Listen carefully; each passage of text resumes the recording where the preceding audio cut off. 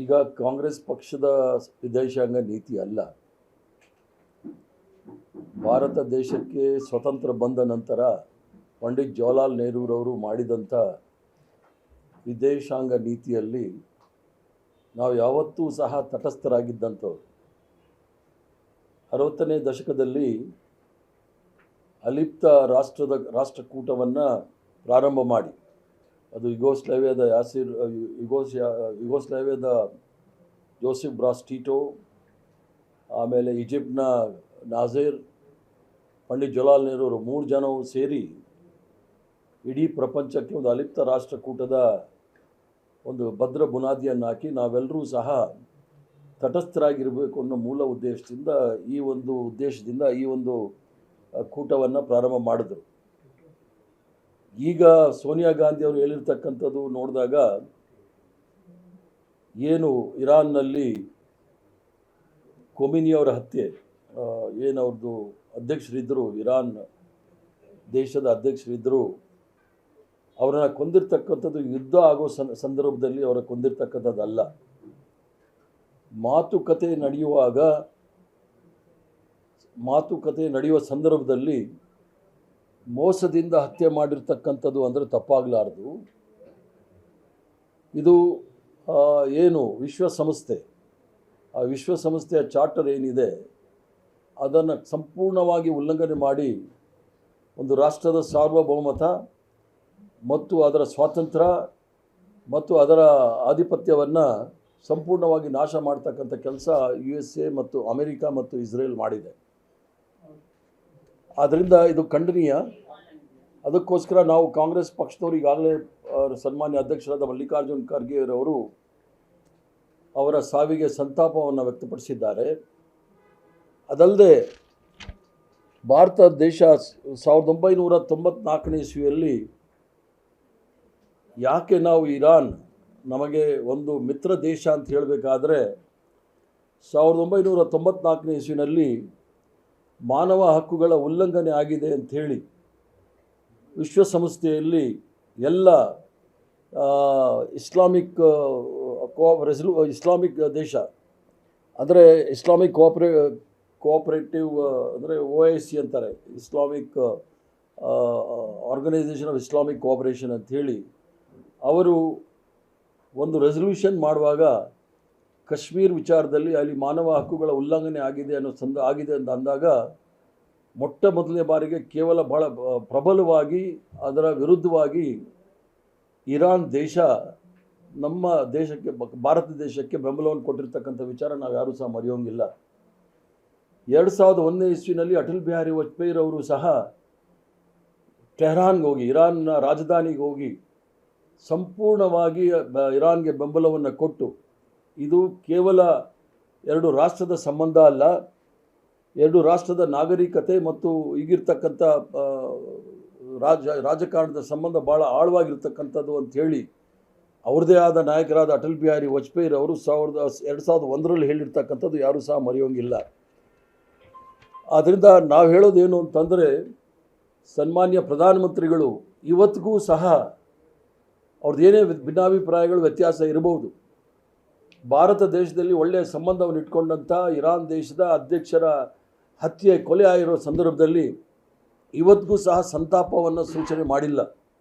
ಇದರ ಅರ್ಥ ರಾಜತಾಂತ್ರಿಕ ಮಟ್ಟದಲ್ಲಿ ಯಾವ ರೀತಿಯ ದಿವಾಳಿತನ ಆಗಿದೆ ಅನ್ನೋದು ಗೊತ್ತಾಗ್ತಾ ಇದೆ. ಯಾವತ್ತೂ ಸಹ ಭಾರತ ದೇಶ ಅಲಿಪ್ತ ರಾಷ್ಟ್ರಕೂಟದಲ್ಲಿ ಇದ್ದಾಗಲೂ ಸಹ ಅದು ತಟಸ್ಥರಾಗಿರ್ತಕ್ಕಂಥದ್ದು ಅಂದರೆ ಯಾವುದೇ ಪಕ್ಷ ವಹಿಸೋಂಗಿಲ್ಲ ಅಂತ ಅಲ್ಲ, ಸಕ್ರಿಯವಾಗಿ ಪಾಲ್ಗೊಂಡು ಶಾಂತಿ ಮತ್ತು ಆ ಸಾರ್ವಭೌಮತ್ವವನ್ನು ಕಾಪಾಡಲಿಕ್ಕೋಸ್ಕರ ಸಕ್ರಿಯವಾಗಿರ್ತಕ್ಕಂಥ ಒಂದು ಪಾಲಿಸಿ ಅಲಿಪ್ತ ರಾಷ್ಟ್ರಕೂಟದಲ್ಲಿ ಇದ್ದಂಥದ್ದು. ಅದನ್ನು ಸಂಪೂರ್ಣವಾಗಿ ತಿಲಾಂಜಲಿಯನ್ನು ಕೊಟ್ಟಿದ್ದಾರೆ ನಮ್ಮ ವಿಶ್ವಗುರು.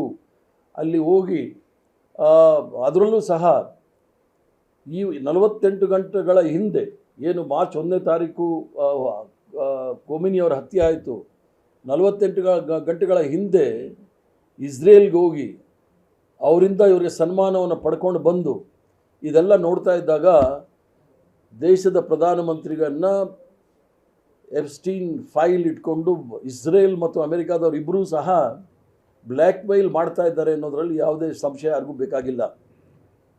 ಯಾವಾಗಲೂ ಸಹ ನಾವು ತಟಸ್ಥರಾಗಿದ್ದವರು ಇವತ್ತು ಒಂದು ಪಕ್ಷವನ್ನು ವಹಿಸ್ಕೊಂಡಿರ್ತಕ್ಕಂಥದ್ದು ನೋಡಿದಾಗ ಅವರು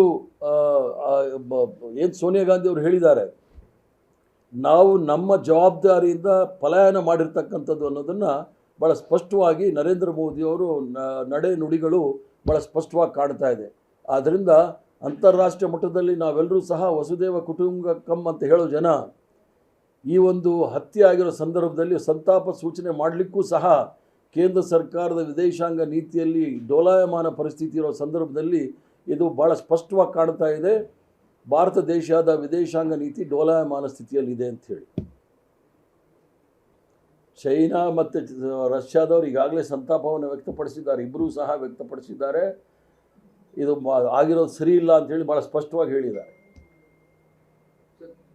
ಈ ಸ್ಟ್ಯಾಂಡು, ಭಾರತದ ಈ ಸ್ಟ್ಯಾಂಡು ಮುಂದಿನ ದಿನಗಳಲ್ಲಿ ನಮಗೆ ಬೇರೆ ವಿದೇಶಾಂಗಗಳಿಂದ, ಬೇರೆ ಬೇರೆ ದೇಶಗಳಿಂದ ಒಂದು ಆತಂಕ ತಂದಿಡಬಹುದಾ? ಈಗ ಪ್ರಶ್ನೆ ಬಂದಿರತಕ್ಕಂಥದ್ದು, ಅಮೇರಿಕ ಅವರ ಕುಕೃತ್ಯ ನೀವು ನೋಡಿದಾಗ ಇರಾಕ್ನಲ್ಲಿ ವೆಪನ್ಸ್ ಆಫ್ ಮಾಸ್ ಡಿಸ್ಟ್ರಕ್ಷನ್ ಇದೆ ಅಂಥೇಳಿ ಇರಾಕ್ನ ಬರ್ಬಾದ್ ಮಾಡಿದ್ರು, ಲಿಬಿಯಾದ ಇದು ಮಾಡಿದ್ರು. ಅದಾದ ನಂತರ ಮೊನ್ನೆ ಒಂದು 3-4 ತಿಂಗಳ ಹಿಂದೆ ವೆನೆಜುಲಾದಲ್ಲಿ ಹೋಗಿ ಅವರ ಅಧ್ಯಕ್ಷರನ್ನ ಜೈಲಿಗೆ ಹಾಕ್ತಾರೆ. ಅಂದರೆ ಎಲ್ಲ ಸಾರ್ವಭೌಮತ್ವದ ಇರ್ತಕ್ಕಂಥ ರಾಷ್ಟ್ರಗಳಲ್ಲಿ ಅವರು ಯಾವುದಾದ್ರೂ ಒಂದು ರೀತಿಯಲ್ಲಿ ಹೋಗಿ ಅದನ್ನು ಅವರ ಹಿಡಿತಕ್ಕೆ ತಗೊಳ್ಳಿಕ್ಕೆ ಪ್ರಯತ್ನ ಮಾಡ್ತಾ ಇದ್ದಾರೆ. ಇದು ಖಂಡನೀಯ ಅಂಥೇಳಿ ನಾವು ಮೊದಲು ಸಹ ಹೇಳಿದ್ದೀವಿ, ಈಗಲೂ ಸಹ ಹೇಳ್ತಾ ಇದ್ದೀವಿ.